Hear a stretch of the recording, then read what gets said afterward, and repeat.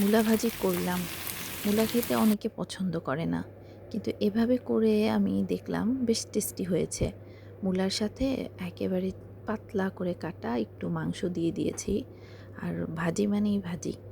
সময় কম ব্যস্ত জীবনে, তাই যেভাবে রান্না করলে তাড়াতাড়ি রান্না হয়, খেতেও ভালো লাগে এমন করেই সহজ উপায়ে রান্না করি। একটু লবণ, হলুদ মরিচের গুঁড়ি, ধনিয়া গুঁড়ি, জিরা আর সামান্য চাট মশলা দিলাম। আর তেল দিয়ে এটাকে ভালো করে মেখে ভাজবো। মূলা থেকে যেই পানি ওঠে সেই পানিতেই মূলা, মাংস সব সিদ্ধ হয়ে যাবে। এক্সট্রা কোনো পানি আমাকে দিতে হবে না। ভাজতে ভাজতেই তৈরি হয়ে যাবে ভাজি।